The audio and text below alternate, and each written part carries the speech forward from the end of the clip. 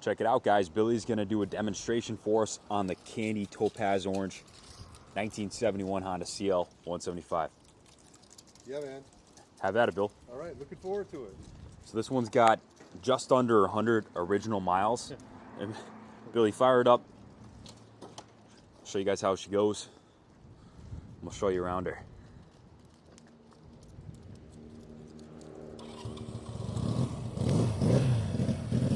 Billy's already got her all warmed up.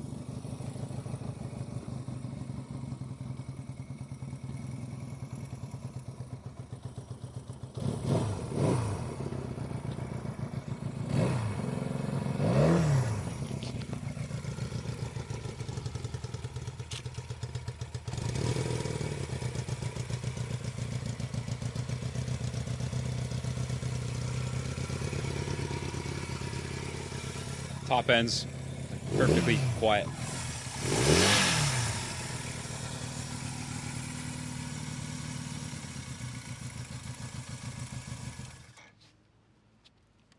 Unreal.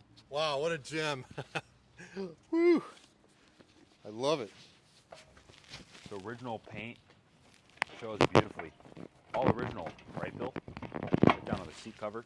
Absolutely, all original to the seat cover. I think maybe a few odds and ends. We'll go over all the componentry, but long service work order on this one. And guys, you heard us right. It's got 99 original miles on the bike, on the working odometer there. Right, and I doubted that at first until I looked the bike over more carefully, and it is a 100-mile bike, literally. Evidenced by original tires with little use, all the original components, like you said, Kenny, with a few exceptions. So these are the original Bridgestone tires, Bill. It's got the original up pipe. All the tins are the original Candy Topaz Orange. The seat cover is still present. See all the, foot peg, shifter, kickstart rubbers are all intact. The passenger pegs are still present.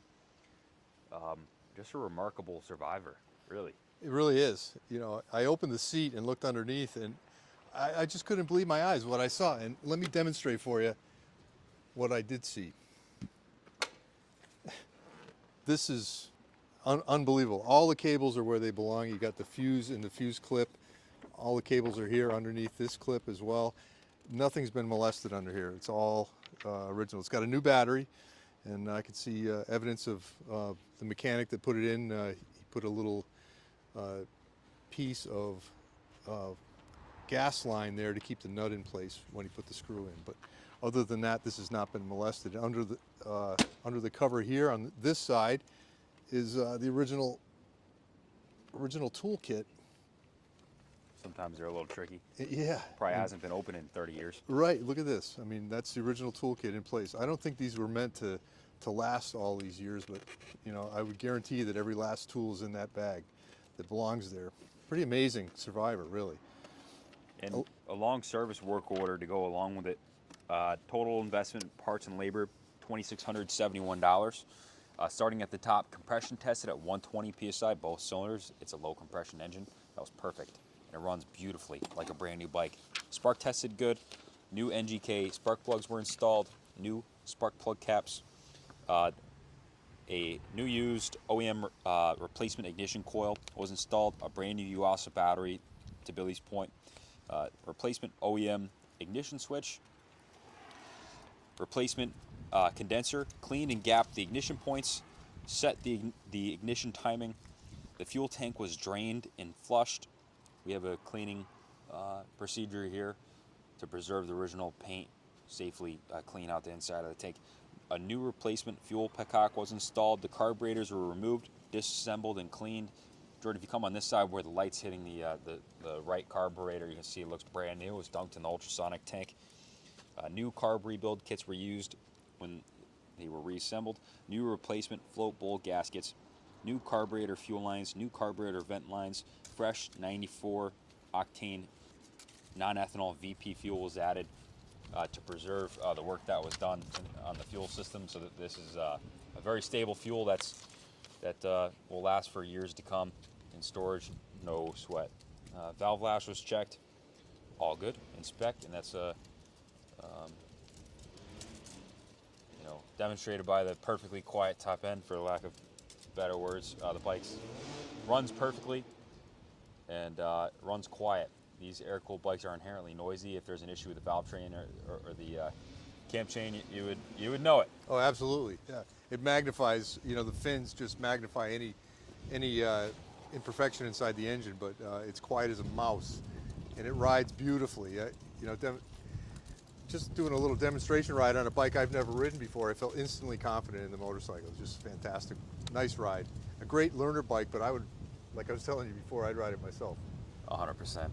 And these have, I don't know, I want to say lineage, but I know that club races, you tell me all the time, these would be stripped down and ridden on the road race track. That's right. They're a great candidate for a road racer because they're a small, lightweight, high-revving twin that are robust and highly upgradable. So these bikes don't exist in this condition, with that few miles on it. If a racer saw this bike, he'd chop it up in minutes. Or if I were to restore one of these, I know this would be an excellent candidate to make a 100-point restoration. Right, to bring it across the finish line, so to speak. The bike's original, but there's some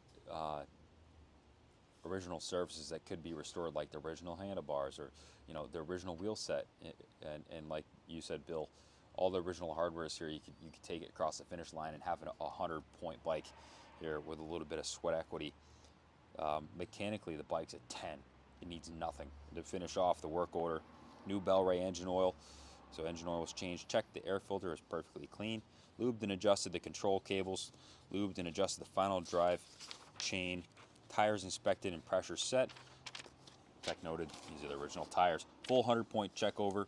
The tech did note the headlight, the turn signals, and the instrument lights are inoperable. No explanation there. We had a substantial parts and labor investment in the bike. We wanted to call it here and let the new owner roll their own, so to speak.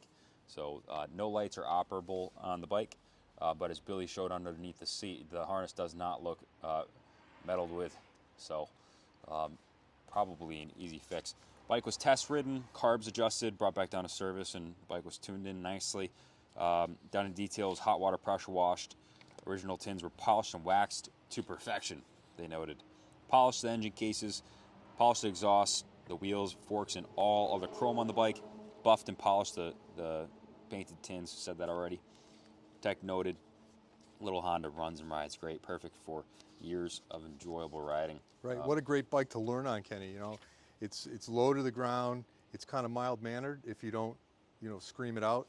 It rides nicely at low speed as well as quickly at high speed. If you want to go along at highway speed or run on the road at 50 miles an hour, this would be a good bike for that. 85 miles to the gallon, 85 miles an hour.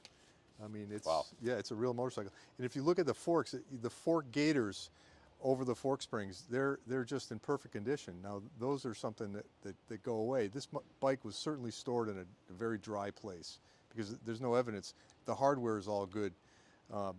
And the fork boots and the rear shocks are the original rear shocks in near perfect condition. The springs aren't rusty. There's little bits of rust here and there, but that I call that patina, and it's a good running, riding original bike. The original tires 52 years later. I had to look really closely to see any checking. It's kind of remarkable how We've literally had bikes in the shop that are 50-year-olds with 50-year-old rubber on them that aren't checked. It's all environment, how they're stored. That's exactly right, 100%. In 20 years, you could have a horrendously dry rotted set of tires. Yeah, indeed. If there's rapid temperature swings, or That's right. Yeah. So in storage, it was well cared for. All the original cables still on this bike. The headlight bucket is not original, and something to do with the speedo is not quite right because it's missing the nacelle on the bottom. I think it was taken for another project, perhaps. But original hand grips and levers, you can see the bike's never fallen. It's never tipped over in all its life. So there's no evidence. It's got the original foot pegs. The rear passenger pegs here are in excellent, really tight condition. This is like straight. new. Wow. They're not all wobbly. Oftentimes you'll find these that don't want to stay up. These are in perfect condition. Or they're bagged out and droopy and sad, and we have to, Yeah, turn them upside down Yeah. or whatever. Yeah. Yeah, right. Yeah, So, it's great shape. The brakes work mint too. I got going a little quickly down towards the street, and I got on the brakes hard. Again, it's the first time I rode the bike. Mint, stops perfectly. I mean, for a drum brake bike, these are just the right size brakes for this little bike. so this is not your Facebook Marketplace turd. This is something that was tuned in by professionals. We've done a lot of these bikes. We know what we're doing, and expect it to arrive in as such condition. We can ship it anywhere in the States inexpensively. Message your zip code for a shipping quote. We offer financing through Freedom Road Financial on these classics. You can call and do a 3-minute pre-application over the phone. We'll get you approved for financing on it. Call us with any questions, 860-454-7024. You got anything in closing remarks, Bill? No, really, it's a great machine that it's a privilege to ride. I really totally enjoyed it. I was looking forward to it, and I was not disappointed. It's a good machine. Me neither. I like it. Yes. 2 thumbs up here. Thanks for watching, guys. Good luck bidding, and God bless America. God bless.